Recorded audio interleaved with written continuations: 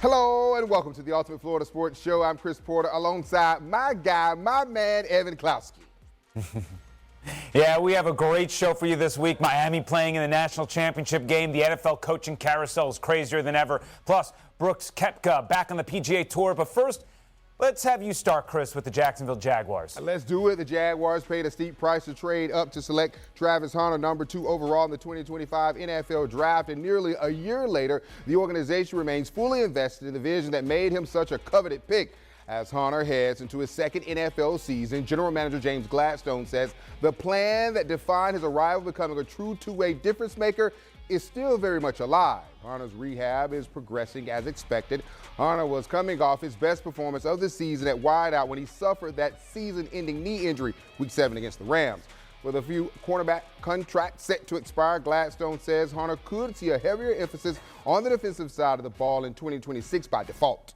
The steps that he was taking by the midpoint of the season really made us feel good about what the back half of the year was going to be on both sides of the ball and what that impact was going to look like, being a feature point on offense and an impact player on defense. It was just disappointing timing, but nonetheless feel good about where we are heading into this offseason and what next year should hold. I'm really excited about getting back to work with Travis and continue that evolution and see what that looks like. And I'm going to take a few of these weeks here to look at that schedule and see what any of those changes or adaptations we may need to make.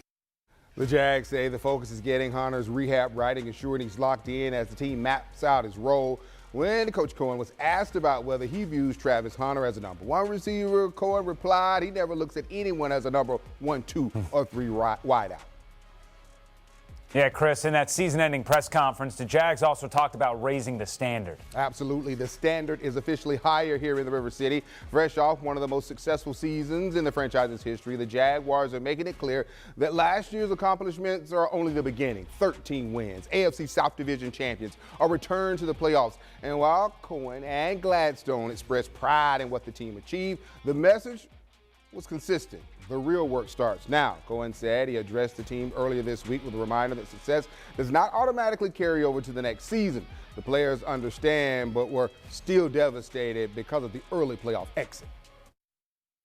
It was almost surprising in a sense. Like, I mean, I'm honest, like, I wasn't really expecting to be done playing right now, so I'm still trying to comprehend it. I think there's a level of, like, just disappointment in the fact that, we couldn't close the game out. And now you look around and everybody's packing their locker and it all just happens so fast.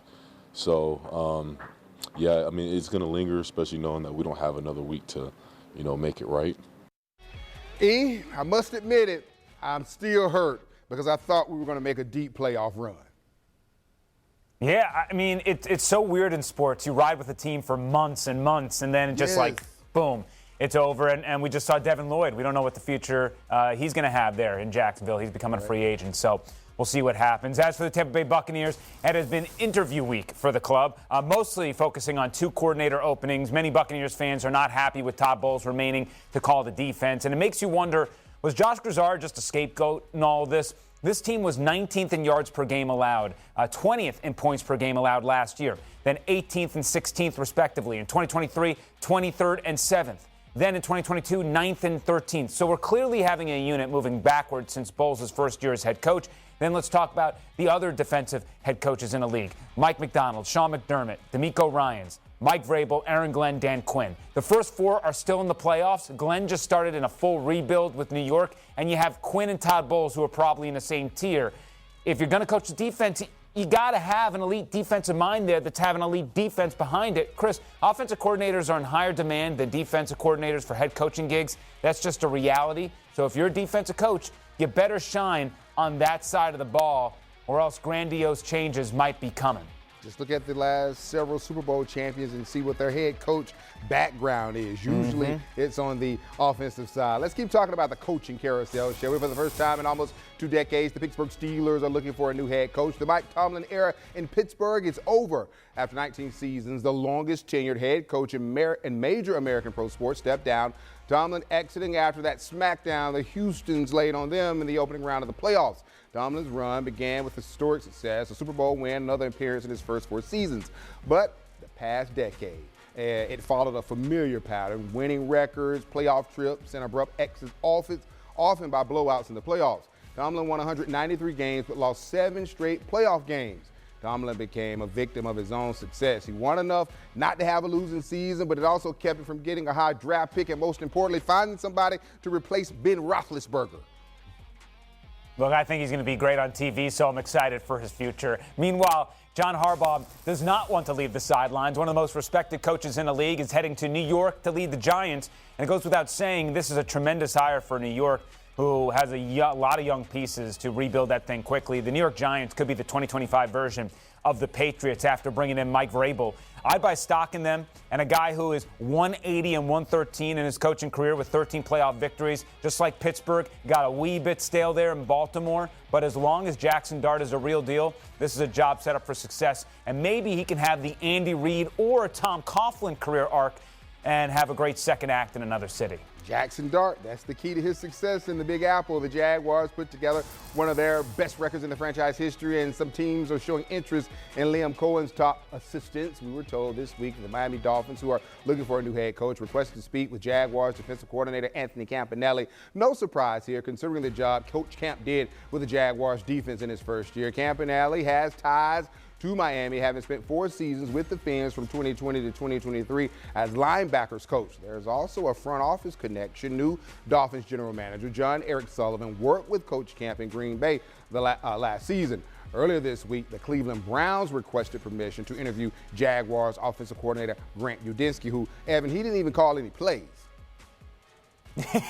Look, when you start winning, everybody wants a piece of the brain trust. Meanwhile, we got a national championship game to watch Monday night from Miami. The Hurricanes are looking to hoist their first title in 25 years. A win in Miami, or a win against Miami, I should say a win for Miami would be their 6th title in program history. Plenty of great storylines in this one. Indiana QB Fernando Mendoza squaring off against a school he wanted to play for when he was a kid. He grew up a 9-iron away from campus. Also, Miami's defensive coordinator worked under Kurt Cignetti when he was at James Madison. Finally, the Hurricanes are playing in their home stadium, which is an obvious focus for Mario Cristobal. There aren't really distractions. You either create them or you don't, right? It's people. And so we get out ahead of that, right? That's one of the stronger, I would say, points of emphasis as you begin the week.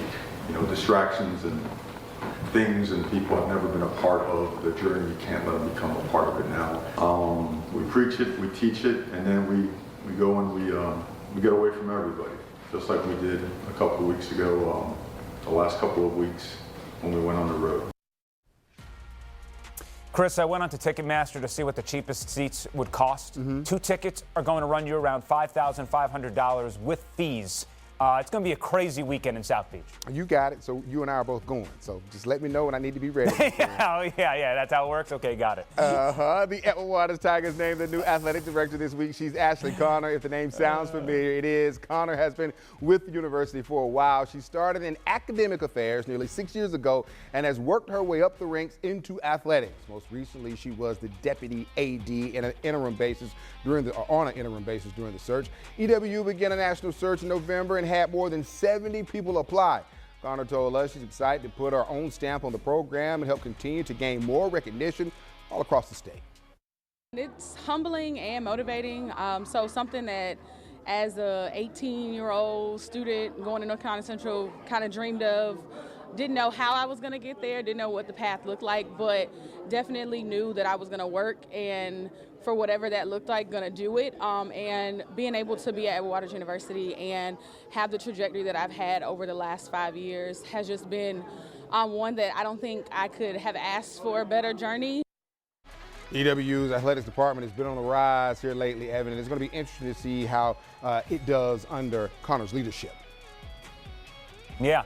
And we finish up on the ice where Braden Point is on the IR could be on the IR after getting his knee twisted in Philadelphia this week. Fortunately for him, it is just a week-to-week type of deal, but his Olympic status is certainly in doubt now. Despite the amount of injuries this team has, they keep finding a way, so much so they rattled off double-digit a double-digit winning streak. We also saw John Cooper sail over the 600-win mark. This is a group who continues to prove they will be a Stanley Cup contender once the playoffs hit. And the only question is, what kind of moves will Julien Brisebois make at the deadline to improve this team even more? Because right now, it's tough to think about messing up a good thing, but there are certainly some tweaks that could help, especially on the power play. I'm with it. I'm with it. Yeah. Look, in the heart of the game, meet the Olympian who turned a terrible tragedy into motivation to represent his country this year in Italy. But first, her words of affirmation took social media by storm. Up next in the Ultimate Rush, my thoughts on the Jacksonville Free Press's Lynn Jones' encouraging words to Liam Cohen after the Big Cats lost to the Bills.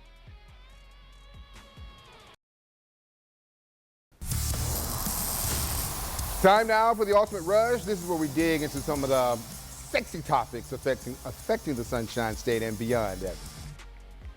The only catch is we have 60 seconds to make our point, and now I'm going to start us off with Brooks Koepka. The FSU legend and five-time major winner is coming back to the PGA Tour. As a result, he will make a $5 million charitable donation and is ineligible for the Player Equity Program for 5 years. The Tour created a returning membership policy, and it seems like Koepka will be the only one of the big names to jump ship from LIV Golf for now. I definitely understand the frustration of some golfers on the tour that Brooks was able to leave the tour, collect his $100+ million, and circle on back. But on the other hand, if we are worried about the sport and making sure the best golfers in the world are competing against one another, having Brooks back on the lineup card is a good thing. And you know what? If you don't like it, you have every right to boo him when he walks up to the tee box. That's part of sports. But we miss guys like him, Bryson DeChambeau and Jon Rahm, and hopefully there is a day the PGA Tour can get all of its best talent, keep them, and we can move into the future again without all this mumbo-jumbo of two leagues. You just need Koepka to come back and ball. That's all I want from him, my friend. Yep. Now to the words of affirmation for the Jacksonville's Free Press's Lynn Jones to Jaguars head coach Liam Cohen after the Big Cats' 27-24 loss to the Buffalo Bills. That went viral. Lynn Jones, Jacksonville Free Press News. I just want to tell you congratulations on your success, young man. Thank you. You hold your head up, all right? You guys have had a most magnificent season. Thank you. you. You did a great job out there today. Appreciate so you it. just hold your head up, okay? Thank and you, ladies ma'am. and gentlemen, Duval, you the one, all Thank right? you, ma'am. keep it going. We got another season, okay? I appreciate Take it. care and much continued success to you and the entire team. Thank you, ma'am. First, I'll admit, this is something I never heard a reporter say to a head coach during a post-game press conference. But Lynn Jones' word of encouragement to Jaguars head coach Liam Cohen after the wild card loss quickly went viral and sparked plenty of debate. Some criticized the veteran reporter, while others saw no issue at all. Personally, I don't think there was anything wrong with encouraging a coach who was clearly heartbroken after that loss. Honestly, Jags Nation, including myself, needed to hear that. Everything would be okay. Folks, we're living in unprecedented times where the norm no longer exists, and if words lift people up instead of tearing them down, Evan, I'm all for it. And here's my 2 cents. It ain't that deep. It just ain't that deep. Time now for the heart of the game. This is when we go beyond the X's and O's and remind you why we all fell in love with sports in the first place. Many Americans are preparing for the Olympic Games next month in Italy. One of them is Maxim Nomov. The 24-year-old lost his parents last year in that mid-air plane crash above the Potomac River. His parents were champions and coaches at the Skating Club of Boston. He never knew if he was ever going to play the sport again, but over time, it became a healthy outlet for him. And through month after month of just really trying my hardest to keep a positive mindset, thankfully, skating became a tool that actually helped me overcome all of that. I have all the respect in the world for Maxim, and hopefully he brings home that gold medal for Team USA. Yeah, I agree. It could have said it any better, my friend. Jacksonville native and Mandarin alum Carson Begg, one win away from leading the Miami Hurricanes to their 6th national title. Here's my one-on-one conversation with his high school head coach next. This might sound strange, but I wasn't always a good dad. My kid needed to hear me say, I'm sorry. See what you got. Oh, you gonna back me down? You gonna pose? He knows I'm not perfect, but he knows I'm trying. That's why I choose to be a father first.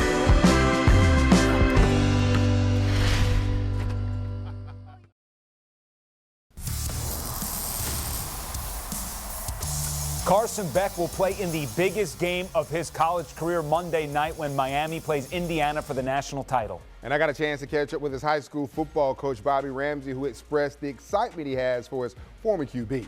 We are fired up whenever one of the kids that we cover, and I covered him on sideline each and every year, when one of our local guys is in this position as a head coach. How have you been processing this? What is it like for you to see this man playing for the national title?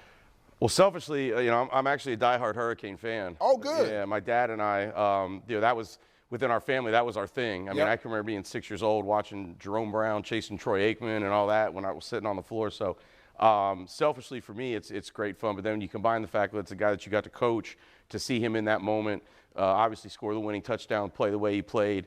I mean, to say I was floating around for a couple days would be a pretty accurate statement. I was pretty fired up. Have you had any conversations with him over this time period? I haven't. It's like so hard to get a hold of those guys, and they're so focused on trying to block out any distractions, and anything I would just say would be congratulations. I'm happy for him, and there's nothing he needs to hear from me at this point about how to do what he does. He's in the right spot mentally and physically, and they're on a roll. So just keep doing what you're doing. You know better than anyone because you had an opportunity to coach him how tough this guy is. A year ago, he was dealing with an injury. He suffered an injury in the SEC championship game. Season was done. Decided to transfer to Georgia. Georgia fans, we were in our feelings about it.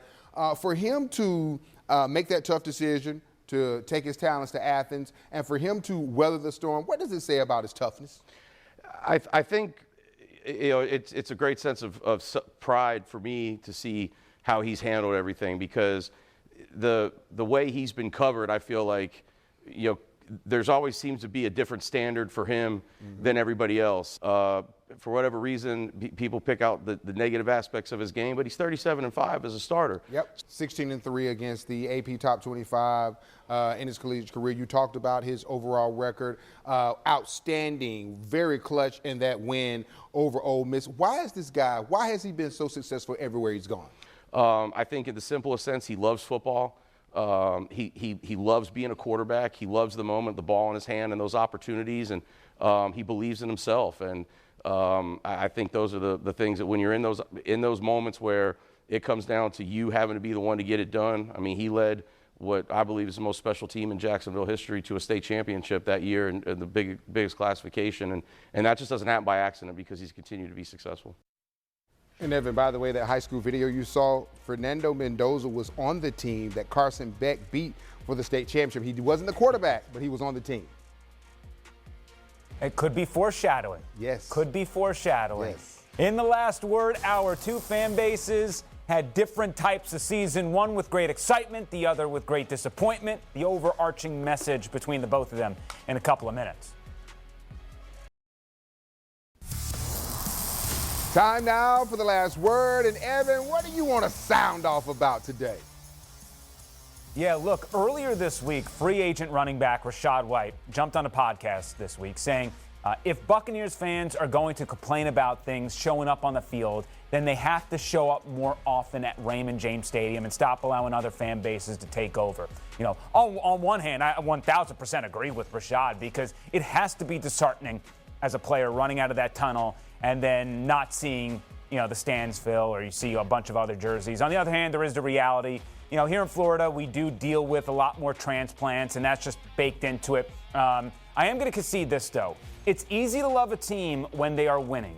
When your team is losing and you disagree with some of the organizational opinions, that is when you have to double down on the love for the team. I think that's when the players need it the most. Yeah, you're absolutely right, my friend. I mean, it is disheartening, though, when you don't see your folk there.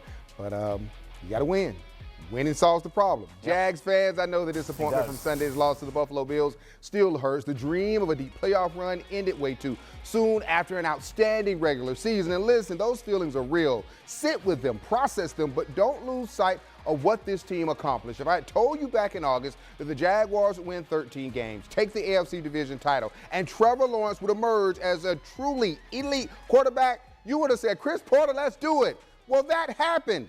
Now the big question is, can the Jags make it last? The players believe they can. Yeah, it was definitely a good feeling to get a lot more wins this year, get back in the playoffs. Just I'm really proud of the group, the guys on the team. Look, if it didn't hurt, I would question how much you love your Jacksonville Jaguars. But I promise, a few weeks from now, you look back at the 2025 season and you'll be all proud and fired up about 2026.